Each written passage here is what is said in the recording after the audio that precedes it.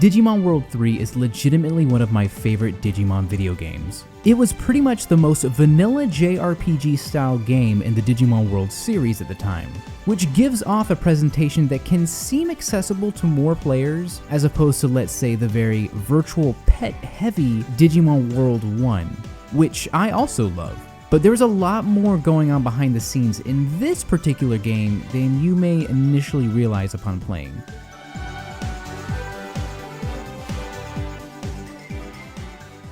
So, take everything you know about experience and leveling up in a role-playing game and toss them into the trash.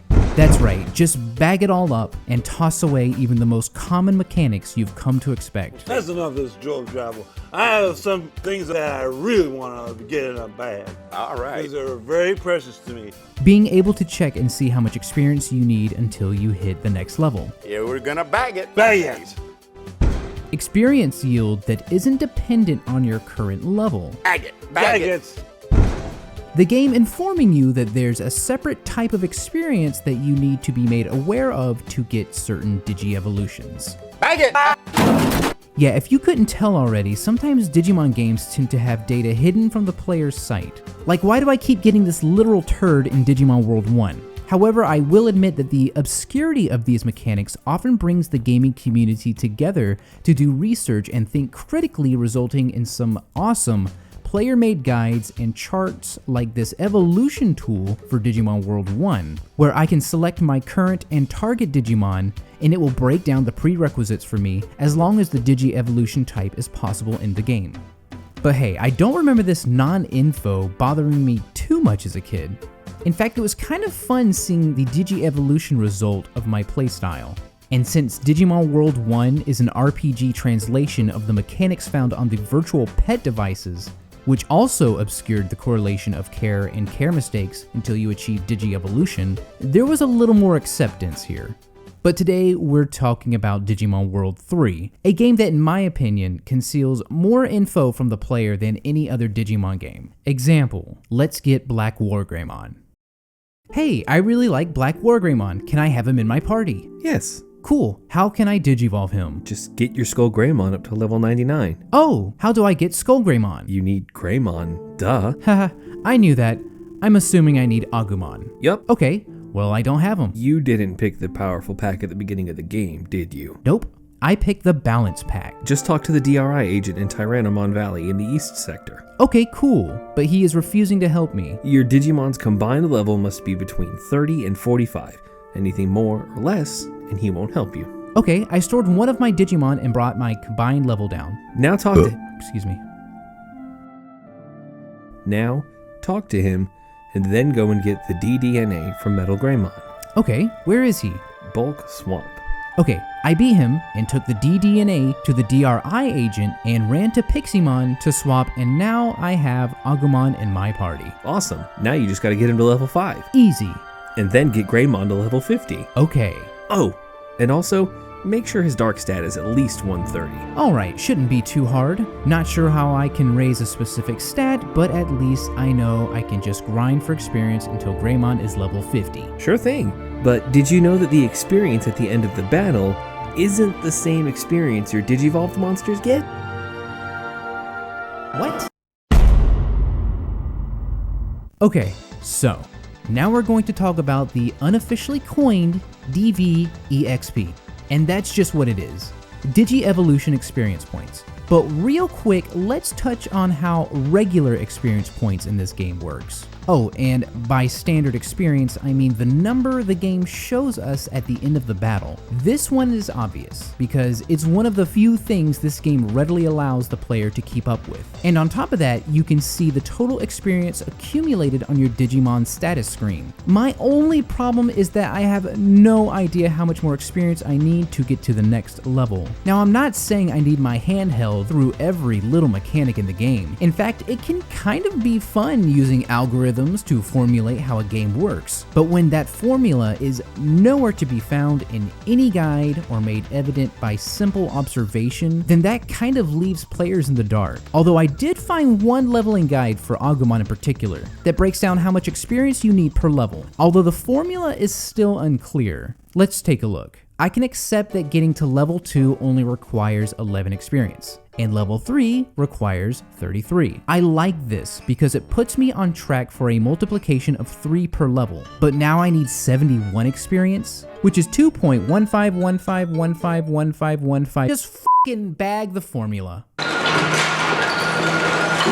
If you see a formula here that I'm too stupid to notice, send me an email at basedbrainlet@doubledigit. Oh, and one last thing about standard experience as a nice segue into DV experience. Standard experience is only for these guys. It has nothing to do with their Digievolutions. Now, your Digievolutions are accumulating some sort of experience because they are leveling up after all. This is happening because the hidden mechanic of DVEXP is happening behind the scenes within the game's code. And after doing some research and reading some data mining logs, this is a mechanic I actually have somewhat of a grasp on now, and how this works thanks to a number of great guides online. And I want to thank the people who took the time to put these guides together.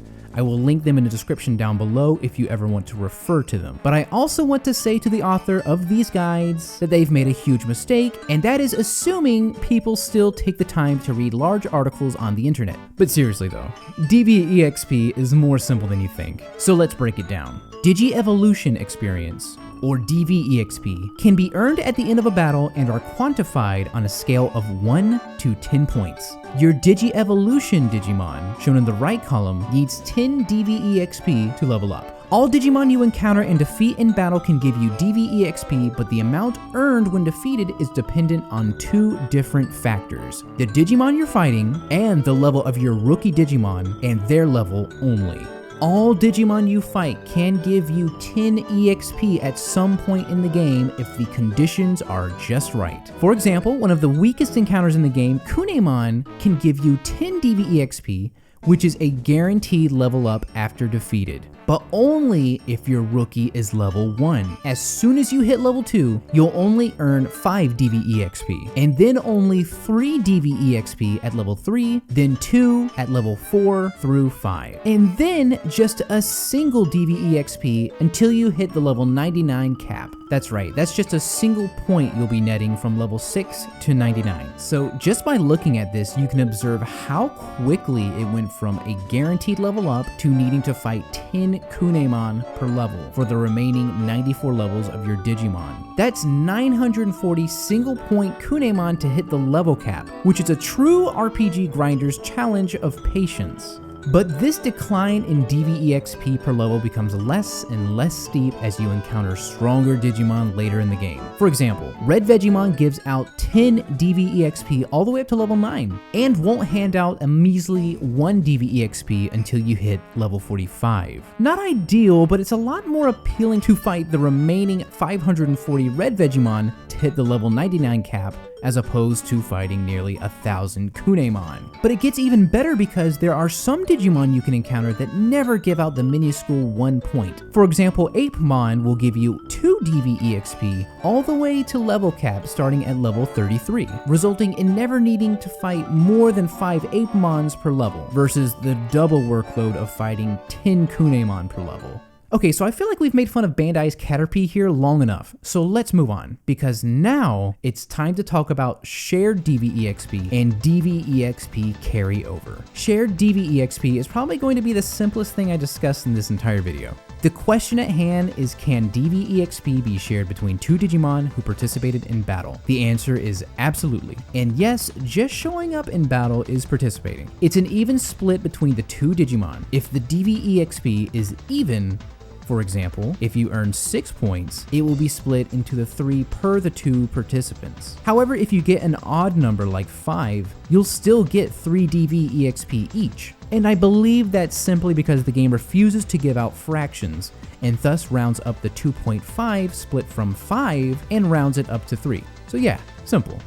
Next we have DVEXP carryover. Can these points be carried over into the next level? Yes. Now this was one mechanic I had to test and find out for myself because of all the mixed opinion about whether or not your points actually overlap into the next level. So let the testing begin. Starting with a clean slate, I chose my recently acquired Metal Mamemon and went somewhere where I knew I could consistently encounter the same Digimon consecutively, so I headed to Pelch Oasis, where the water contains Dolphmon if you use the fishing pole and land your cursor on green. Now, let's take a look at Dolphmon. Dolphmon gives out 4 DVEXP after level 40, all the way to level cap. My rookie Agumon is level 46, so 4 DVEXP will be my net point for Metal Mamemon. Now, regardless of DVEXP carrying over is true or not, we can say without a doubt that Metal Mamemon will level up at exactly 3 Dolphmon defeated for the first level. It won't be until level 2 where we can prove either theory correct. So here we are at level 2 after 3 victories. Now, if DVEXP does not carry over, we can assume that it will take another 3 Dolphmon to level up to level 3. However, if the DVEXP does carry over, we can also assume that we are already 2 points into our next level and thus requiring only 2 Dolphmon to get us those remaining 8 points to level up. And after 2 victories, we can clearly see that the carryover theory is correct. Carryover is real. In conclusion, despite the obscurity of these mechanics, we can always scope out how they work if the community can come together and start breaking this stuff down. Or data mine. Data mine the crap out of it. Whatever it takes. But most importantly, I hope to see these Digimon games get dissected much like Pokemon has. The mechanics of Pokemon like EV training and IVs and all that good stuff is practically common knowledge nowadays, because people have turned that game inside out, and I just wanted to shed a little light on a series I love dearly, and that hasn't really been explored quite as thoroughly. So thank you all for tuning in to watch this. I apologize if I harped on and on about this in a few places, but I really wanted to laser focus on how this works and be as thorough as possible, so that it is clearly conveyed to my audience. And for that, I thank you all so much for taking time out of your day to watch this. It means the absolute world to me, and I hope you look forward to the next video. For anything and everything Digimon, keep it right here on the channel. See ya!